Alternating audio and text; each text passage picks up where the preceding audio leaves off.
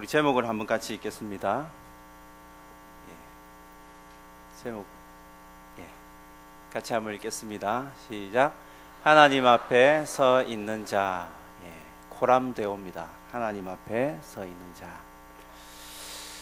제가 지난 7월 31일부터 우리 청년들과 함께 우리 총 참석 인원이 27명이었습니다. 그래서 같이 다녀왔는데 많은 분들이 놀라셨습니다. 뭘 보고 놀라셨냐 하면 새카맣게 타서 올 줄 알았는데 별로 안 타고 뭐 좀 얼굴이 좋아 보이니까 좀 부끄럽더라고요. 고생했는 게 좀 티가 나야 되는데 별로 티가 안 나니까 은혜를 못 끼치는 것 같아서 사실 굉장히 민망하고, 많은 분들이 뭐 얼굴이 좋아 보이네요.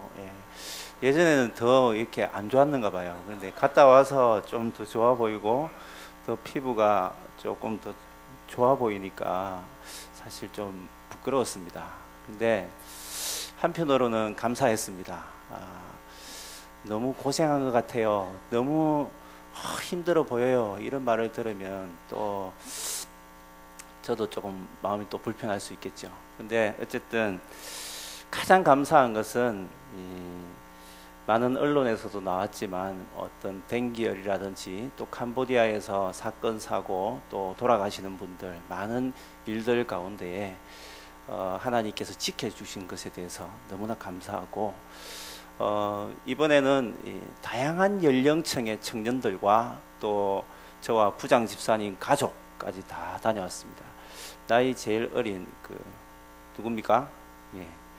명훈이까지 왔는데, 명훈이는 먹을 게 없어서 주로 간장이랑 밥이랑 주로 특별히 먹을 게 없더라고요. 그래서 캄보디아 간장을 얼마나 싸왔는지 모르겠지만 어쨌든 먹는 것 이런 것들 하나님께서 다 입히시고 먹이셔서 은혜 가운데 잘 다녀왔습니다. 말씀을 전하겠습니다. 오늘은 이런 간증이라든지 보고라든지 여러 가지 순서가 있기 때문에 조금 짧게 하도록 그렇게 하겠습니다.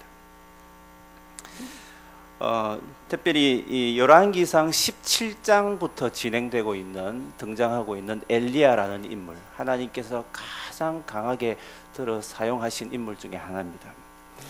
이 17장부터 여러 장에 걸쳐서 이스라엘 왕 아합의 이야기와 또 엘리야의 선지자의 그런 내용들이 겹쳐서 나오고 있습니다. 엘리야라는 이름은 뜻은 여호와는 하나님이시다, 이런 뜻입니다. 그래서 이 이름처럼 정말 하나님께서 사용하시는 그런 인물이었습니다. 이 엘리야는 우리가 잘 알듯이 북왕국 이스라엘을 중심으로 해서 예언 활동을 펼쳤던 아주 위대한 능력 있는 그런 선지자였습니다. 이스라엘 역사 가운데 가장 악명 높은 인물 중에 하나가 아합이고, 또 한편으로는 반대로 가장 하나님의 역사를 잘 이렇게 드러냈고 능력 있게 이렇게 보여줬던 인물이 바로 엘리야라고 할 수 있습니다. 그런데 놀라운 사실은요, 오늘 우리가 읽은 말씀처럼 성경은 어떻게 엘리야를 소개하느냐 하면 굉장히 놀라운 사실을 발견할 수 있습니다. 길르앗에 우거하는 자 중에 디셉 사람 엘리야라고 간단하게 소개를 하고 있습니다. 이 길르앗 지역은요, 요단강을 이스라엘 가로지르는 이 북쪽에서부터 남쪽으로 이 가로지르는 요단강이 있죠. 갈릴리 바다부터 해서 쭉 내려와서 사해 바다까지 연결되는 이 요단강을 축으로 해서 서쪽으로 동쪽으로 흐르는 또 강이 있는데 야르묵강, 또 더 남쪽으로는 아르논강, 이 북쪽 야르묵강과 남쪽 아르논강, 또 요단강을 이렇게 경계로 해서 만들어진 지역이 바로 길르앗 땅이라고 합니다. 성경에서는 요단 동편 땅이라고 주로 이렇게 기록이 되어 있는데, 그 땅 가운데에 우거하는 자다라고 기록을 하고 있습니다. 그리고 그 가운데에 디셉 사람이다. 성경에 거의 나타나지 않는 이 디셉이라는 장소, 그곳에서 엘리야가 났다라고 말하고 있습니다. 이 엘리야에 대한 소개는 정말 많은 선지자들이 있고 많은 인물들이 있지만 이렇게 간단하게 소개하는 경우는 드물다는 것이죠. 이 엘리야가 나이가 몇 살인지도 알 수 없고 또 어느 집안의 사람인지 어느 문화에서 교육을 받았는지 소개가 전혀 나오지 않습니다. 갑작스럽게 이렇게 성경의 무대에 등장하는 이 엘리야라는 인물을 우리가 잘 보아야 할 것입니다. 유대인들의 보통 소개할 때 유대인들은 이렇게 소개합니다. 한 인물을 말할 때 보통 3, 4대에 걸쳐서 조상들이 누구인지 이렇게 다 나열을 하게 됩니다. 그런데 여기 이 엘리야는 어느 지파 사람이고 누구의 자손인지에 대한 언급도 없고 또 대부분의 선지자들이 가지고 있는 그런 부르심에 대한 소명의 기록도 나타나고 있지는 않습니다. 이 디셉이라는 지역도 지금까지도 정확한 위치를 알 수 없을 정도로 아주 미약한 아주 작은 어떤 고을이라고 할 수 있겠죠. 그래서 길앗에 우거하는 자라는 말이 나오는데 여기서 우거하다라는 뜻은 남의 집이나 타양에서 임시로 몸을 붙여서 산다라는 그런 뜻을 담고 있습니다. 이렇게 갑작스럽게 등장한 출신 성분도 명확하지 않은 무명의 이 선지자가 이제 이 요단 동편에서 요단강을 건너서 서쪽의 사마리아 지역에, 사마리아가 그 당시에 북왕국 이스라엘의 수도였거든요. 그래서 그곳에 가서 아합 왕에게 담대하게 선포한 첫 메시지가 바로 오늘 이 말씀입니다. 1절 이 후반부에 보시면 내 말이 없으면 수년 동안 비도 이슬도 내리지 아니하리라. 하나님께서 말씀하신 것이죠. 하나님께서 엘리야 선지자에게 주신 말씀입니다. 내 말이 없으면 수년 동안 비도 이슬도 내리지 아니하리라. 이 말씀을 이 무명의 엘리야 이 선지자가 그 당대의 최고의 지도자, 최고의 왕인 아합 왕, 악명 높은 그 아합 왕, 바알 신을 섬기고 있는 그 아합 왕 앞에 가서 선포를 하고 있는 장면입니다. 우상을 섬기고 절하면 여호와께서 진노하사 하늘을 닫아 비를 내리지 아니하리라고 말씀하고 있는 신명기 11장 17절 말씀 그대로 이렇게 되어진다는 것을 엘리야 선지자를 통하여서 선포하고 있는 것입니다. 바알 숭배에 대한 심판으로 하늘 문을 닫아 버릴 것이라는 것입니다. 엘리야의 이 무모할 정도로 담대한 것, 이 담대함의 근거가 무엇인지 참으로 궁금합니다. 과연 이 담대함이 어디서 흘러나온 것일까? 이것을 우리가 집중해야 할 것입니다. 엘리야는 자신의 담대함의 근거를 오늘 이 말씀을 보시면 내가 섬기는 이스라엘 하나님 여호와라고 고백을 하고 있습니다. 우리 한번 같이 따라하겠습니다. 내가 섬기는 이스라엘 하나님의 여호와. 분명한 신앙 고백이 담겨 있습니다. 앞에 말씀을 보시면 출신 성분이나 이 사람이 어떤 집안에서 태어났는지 어떤 부르심의 소명이 있는지에 대한 언급이 전혀 없지만 그의 말과 그의 행동을 보면 아주 강력합니다. 하나님과 동행하는 모습이 절절히 나타나고 있습니다. 특별히 오늘 이 말씀 보십시오. 내가 섬기는 이스라엘 하나님 여호와. 이 고백 속에는요 자기의 신앙의 고백이 담겨 있고 자신의 현 주소가 어떤 자인지 분명한 정체성을 드러내고 있습니다. 뿐만 아니라 여기 이 말씀 가운데에 하나님께서 보내신 그 사람이다, 사명자라는 의미까지 같이 내포하고 있다라는 것입니다. 이 킹 제임스 버전을 보면 이 내가 섬기다라는 이 말을 거기에서는 번역을 서 있다라고 번역을 하고 있습니다. 내가 섬기다, 내가 하나님 앞에 서 있다, 이렇게 해석을 한다는 것이죠.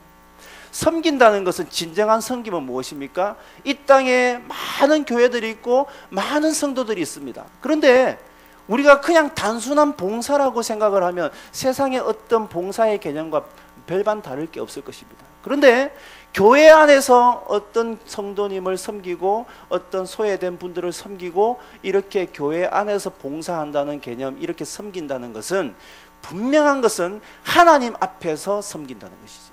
하나님 앞에서 진실함과 성실함으로 하나님을 두렵고 떨리는 그 마음 자세를 가지고 섬긴다는 뜻입니다. 그래서 하나님 앞에서 섬긴다, 하나님 앞에서 봉사한다는 것은 그렇게 중요하다는 것입니다. 이것을 또 다르게 보면 내가 그 앞에 서 있는 이스라엘의 하나님, 이렇게도 번역을 하고 있습니다. 어찌되었든 이 말씀은요, 하나님 앞에 서 있다는 것, 이것은 바로 우리 자신들과 하나님과의 관계를 말하고 있습니다. 하나님과의 관계에서 내가 어떤 존재인가를 말하고 있습니다. 우리 교회 많은 성도님들 가운데 우리 한국교회도 수많은 성도들이 있습니다. 그런데 참 안타까운 것은 하나님 앞에 진실하게 서 있지 못하는 분들도 있다는 것이 참 아픔이라는 것이죠. 분명히 처음에 첫사랑 하나님 앞에서 뜨겁게 그런 은혜를 경험한 것을 다 가지고 있을 것인데, 그것을 잊게 되고 또 하나님을 멀리하게 되고 예배의 자리를 사모하지 않게 되고 세상의 것들을 더 많이 치우치게 되고 더 많이 보게 됨으로 인하여서 예배가 덜 중요한 것처럼, 또 하나님 앞에 서는 것이 덜 중요한 것처럼 여겨지고 그렇게 생각하기 때문에 자꾸만 하나님 기뻐하시는 그 방향에서부터 이탈해가고, 기차에서 기차가 철로를 이탈하면 전복되든지 목적지에 도달하지 못하는 것처럼 그렇게 이렇게 주저앉아 있거나 전복된 상태로 있는 사람들이 많다는 것이 참 아픔이라는 것입니다. 하나님 앞에 서 있다는 것은 우리 고신에서도 가장 핵심적인 것으로 우리가 여길 정도로 코람데오라는 것입니다. 무슨 말입니까? 두렵고 떨림으로. 정말 하나님이 그냥 단순히 무서워서 두렵다는 것이 아니라 살아계신 하나님 앞에 서니까 두렵고 떨릴 수밖에 없다는 것입니다. 그 마음 자세, 그 정신 자세로 우리가 섞이게 된다면 많은 사람들을 섬길 때에 진실할 수밖에 없고 성실하게 임할 수밖에 없다는 것입니다. 반대로 코람데오의 이 개념을 상실하고 살아가게 되면 점점 하나님을 멀리하게 될 수밖에 없고 숨는 인생이 된다는 것입니다. 교회 공동체 안에서도 예배 드린다고 앉아있지만 숨어있는 사람들이 적지 않다는 것을 우리는 잘 알고 있습니다. 그냥 앉아있을 뿐이지 진정한 하나님 앞에 서서 예배를 드리든지 하나님 앞에 진정으로 뜨거운 마음으로 기도하든지 하나님 앞에 진정으로 뜨거운 마음으로 찬양하든지 하지 않는다 그러면 하나님 앞에 제대로 서 있는 것이 아니라는 것입니다.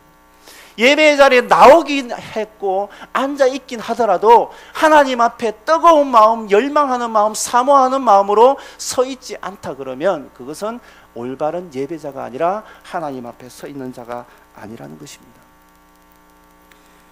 여러분, 우리가 하나님 앞에 날마다 서 있을 수 있기를 바랍니다.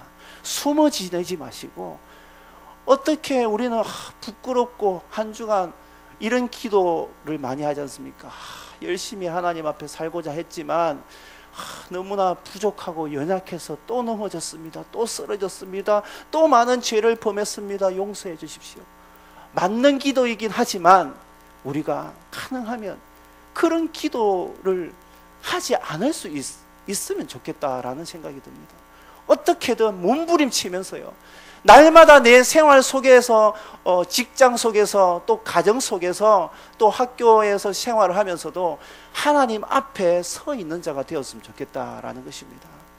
숨어 지내지 마시고, 요즘은요 많은 청소년들, 청년들 뿐만 아니라 많은 그리스도인들까지 포함해서 많은 분들이 예수님을 믿는다 하면서 주일날은 잘 예배드리고 은혜 받고 감격하고 눈물을 흘리고 또 기도도 뜨겁게 하다가 또 일상의 삶으로 돌아갔을 때는 숨어 지내는 경우가 많지 않습니까?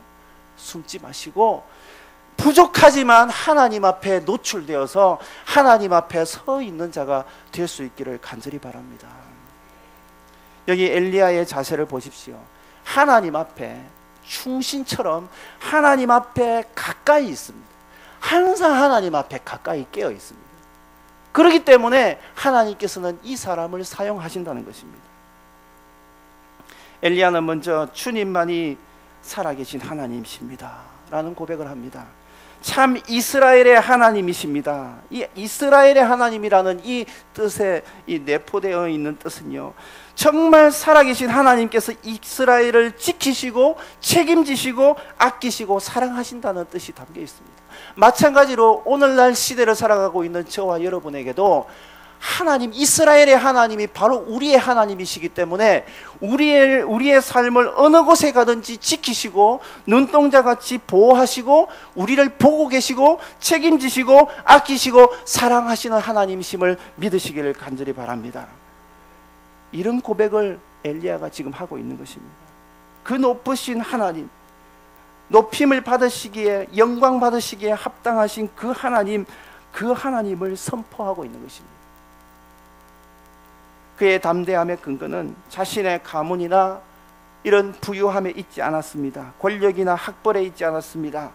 엘리야의 가장 가진 담대함의 근거는 바로 섬기는 하나님, 엘리야가 섬기는 이스라엘의 하나님과의 관계에 있었다는 것입니다. 가장 큰 권세를 가지신 하나님과 아주 친밀한 자였기 때문에 자기 자신을 돌아볼 때에는 너무나 나약한 자고 출신 성분도 무명하고 희박한 자고 아무것도 자랑할 거리가 전혀 없는 자가 유일하게 자랑할 거리가 무엇입니까? 하나님과 함께 했다는 것입니다. 그 어떤 것보다 가장 강력한 힘이 바로 하나님과 함께 했다라는 것입니다. 그렇기 때문에 그 이스라엘의 악명 높은 아합 왕 앞에 가서 이렇게 강력한 선포를 할 수 있었던 것이고 주눅들지 않을 수 있었다는 것입니다. 뿐만 아니라 세상의 많은 사람들이 그 당시에 세상의 기근으로 이렇게 어려워하고 힘들어하고 괴로워할 때에 그 기근조차도 이렇게 돌파하고 이겨낼 수 있었다는 것입니다. 여러분, 우리 인생에서 가장 중요한 것은 무엇입니까? 많은 철학자들은 인간이 가장 중요하다라는 말을 합니다. 그 말은 틀렸죠. 왜 그렇습니까? 인간이 어떤 존재인지를 아는 것은 매우 중요하지만 더 중요한 것은 살아계신 하나님을 아는 것이 가장 중요하다는 것입니다. 하나님을 알지 못하고는 우리 자신들이 어떤 존재인지를 알지 못하기 때문에 성경 말씀을 가지고 있는 우리들은 가장 복된 사람입니다. 이번에 캄보디아나 태국 땅을 밟을 때에 너무나 안타까웠던 것은 앞으로 좀 이따가 영상에도 나오겠지만 천지 사방을 둘러보면 우리나라의 서울이나 이런 이 복음화가 더 많이 확산되어 있는 이 부산에도 십자가 많지 않습니까? 교회가 많지 않습니까? 밤에 이렇게 올라서면 온통 다 십자가가 보입니다. 그런데 그 땅은 어떠냐 하면요, 이렇게 한 바퀴 360도를 높은 곳에 올라가서 둘러보면 전부 다 절입니다.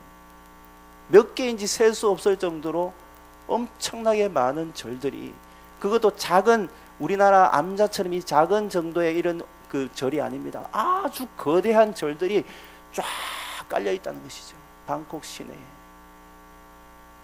얼마나 안타까운지 모릅니다.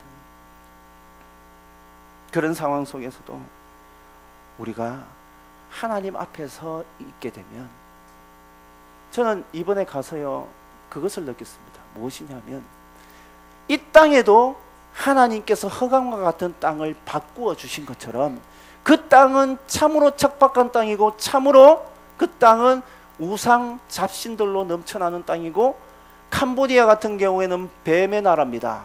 문자가 전부 다 뱀 형상입니다. 그리고 주위를 돌아보고 우리가 이렇게 다녀보면 많은 곳을 가보지는 못했지만 짧은 기간이기 때문에 뱀 형상이, 코브라 뱀 형상이 아주 거대하게 이렇게 다 보인다는 것이죠. 자세히 보았습니다. 뱀 형상이 있는데 머리만, 대가리죠. 예, 짐승이니까 대가리만 있는 게 아니라 제가 자세히 봤거든요. 몸통이 분명히 있을 것이다 라고 생각을 하고 봤는데, 이렇게 그 어떤 신상을 이렇게 둘러서 있는 게 전부 다 몸통이에요. 몸통. 뱀 형상으로 다 이렇게 연결이 되어 있는 것을 보았습니다. 그런 나라에도 하나님께서는 희망을 불어넣으시고 하나님의 방법으로 그 땅을 변화시켜 가는 것을 조금 있으면 보게 될 것입니다. 그 땅을 우리는 보고 왔습니다. 어린 생명들이 캄보디아어로도 하나님을 찬양하고 우리보다 더 암송을 잘합니다. 성경 말씀을 암송하는데요, 한국어로 암송을 다 하고 한국어로 여러 찬양들을 부릅니다. 그 속에서 눈물이 나기 시작합니다. 저 맑은 눈, 저 동그랗고 큰 눈에서 저는 그 눈을 보니까요, 너무나 은혜가 넘치더라고요. 어린 생명들이 그 눈동자를 볼 때에 지금은 너무나 찌들리고 그 이방 잡신으로 인하여서 굉장히 괴로움을 많이 받고 많은 사람들이 그 땅에서 악령들로 인하여서 많은 사람들이 피해를 입고 지배를 당하고 죽었습니다. 그러나 하나님께서는 그곳에도 복음을 심으시고 변화시키는 모습을 우리는 지켜보고 왔습니다. 하나님께서는 엘리야를 통하여서도 그 시대에 그런 인물로 사용하셨습니다. 하나님 앞에 친밀하고 하나님 앞에 서 있는 자는 반드시 하나님께서는 사명을 불어넣으시고 그 땅을 회복시키기 위해서 강력한 힘을 부어주신다는 것입니다. 풍요를 얻기 위해서 바알과 아세라의 머리를 숙이는 시대 풍요에 매몰되지 않고, 비록 이 엘리야는 나그네처럼 우거하는 빈곤한 삶을 살았을지라도 하나님과 친밀하고 하나님 앞에 서 있는 삶을 통하여서 정말 이 신약의 야고보 선지자가, 야고보 사도가 말한 것처럼 엘리야에 대해서 이렇게 말합니다. 그는 우리와 같은 성정의 사람이로되 간절히 기도한즉. 이 기도한다는 것은요, 하나님 앞에 깨어 서 있다는 것입니다. 하나님 앞에 깨어 서 있으면서 기도했다는 것입니다. 잠자지 않고 깨어 서 있었다는 것입니다. 오늘 저녁에 이 말씀을 들으면서 하나님 앞에 서 있는 마음으로 예배의 자리를 날마다 사모하고 일상의 삶으로 돌아갔을 때에도 늘 하나님 앞에 서 있는 자들이 꼭 될 수 있기를 간절히 바랍니다. 아합 시대에 이스라엘은 여호와 하나님을 떠나서 거짓 신인 바알을 섬기고 있었습니다. 바알은 그들의 만몬과 같았습니다. 왕의 수도에 바알 신전을 세우고 아세라 상을 만들었습니다. 그런데 더 놀라운 것은 이스라엘 백성들이 저항을 하지 않습니다. 왜 그랬을까요? 하나님의 백성들인데 저항을 하지 않았습니다. 이렇게 잘못되어 가는 상황을 지켜보면서도 저항을 하지 않았습니다. 왜 그랬을까요? 그것은요, 왕비 이세벨이 친정인 두로라는 지명이 있습니다. 두로에서 바알 숭배와 함께 들여온 것이 있습니다. 그것이 뭐냐면 황금과 물질들입니다. 그것에 눈이 어두워지니까, 눈이 바뀌게 되니까 이스라엘 백성들이 그게 좋아서 현혹되어서 하나님의 말씀을 저버리고 하나님의 은혜의 감격을 다 상실해버린 거예요. 물질 만능주의에 빠져서, 세속주의에 빠져서 그 말씀의 소중함을 잃어버렸다는 것입니다. 이것은요, 오늘날 우리의 삶과 동일합니다. 많은 그리스도인들이 다른 종교로 개종을 합니다. 더 쉽게 믿을 수 있지 않을까? 가톨릭으로 갑니다. 불교로 갑니다. 이슬람으로 갑니다. 자기 편한 대로. 이 정도면 나는 믿을 수 있겠다. 이 정도면 내가 뭔가를 붙잡고 살 수 있겠다. 의지하고 살 수 있겠다.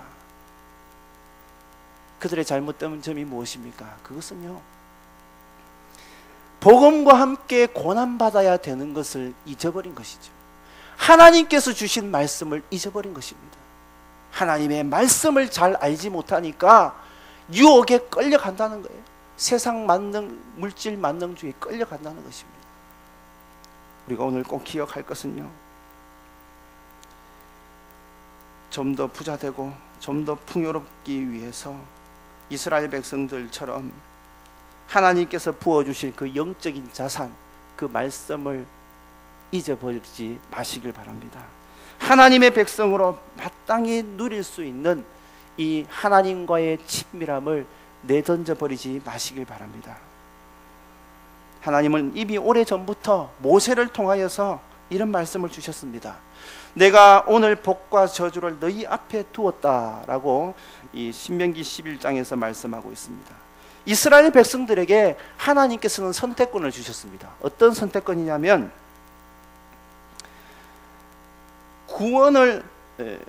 구원받은 백성으로 만들어 주신 것은 하나님의 놀라운 섭리고 하나님의 은혜입니다. 그런데 한 가지 선택할 것이 있습니다. 그것이 무엇이냐면요, 생명과 죽음이 있고 축복과 저주가 있는데 선택하라는 것입니다. 뭘 어떻게요? 하나님의 은혜로 값없이 구원받은 하나님의 백성이 되었지만 하나님의 복을 누릴 것인지 아니면 징계나 심판을 받을 것인지 너희들의 선택이다라는 것입니다. 마음의 뜻을 다하여서 늘 하나님 앞에 섬기고 하나님 앞에 순종하게 되면 하나님의 복을 누리게 되고, 반대로 하나님을 반역하고 하나님의 말씀을 거스르게 되면 반드시 임하는 것이 심판이라는 것입니다. 그래서 하나님께서 이스라엘 백성들이 가나안 땅에 들어오기 전에 모세를 통하여서 순종에 따르는 형통함과 또 반대로 불순종을 하게 되면 어떤 저주를 받고 어떤 심판을 받을 것인지를 말씀하신 것입니다.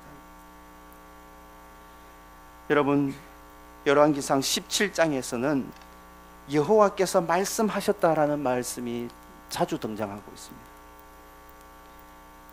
엘리야는 하나님의 말씀이 그에게 임할 때마다 철저하게 순종했습니다. 엘리야는 하나님의 선지자였지만 순종을 통해서 진정한 하나님의 사람인 것을 인정받았습니다. 저와 여러분도 진짜 하나님의 사람인 것을 순종함을 통하여서 입증하고 하나님 앞에 인정받을 수 있기를 간절히 바랍니다. 이번에 제가 캄보디아 얘기를 많이 하는데요, 태국에서도 많은 일들을 했습니다. 근데 캄보디아에서 느낀 것이 더 강하기 때문에 조금 더 얘기를 하려고 합니다. 캄보디아 이 선교사님은요 60세 정도 됐을 때 그때 국내에서 진주 성광교회를 개척하셔서 18년 동안 사역하시다가 중국에서 또 몇 년 사역하시다가 하나님께서 또 이렇게 캄보디아 땅을 갈 수 있도록 하나님 인도하셔서 그곳에서 지금 73세가 되셨는데 14년째 지금 사역을 하고 계십니다. 근데 이분의 말씀 중에 가장 기억에 남는 게 하나 있습니다. 그것은 뭐냐면요, 선교라는 것은 그곳에서 끝까지 사는 것이다 라는 말씀이 제 가슴에 굉장히 강하게 꽂혔습니다. 무슨 말이냐면요, 많은 분들이 선교에 대해서 정확하게 이해를 하지 못하고 이렇게 돌아오는 경우가 있습니다. 이분의 생각은 무엇이냐면요, 그곳에 뼈를 묻는 것입니다.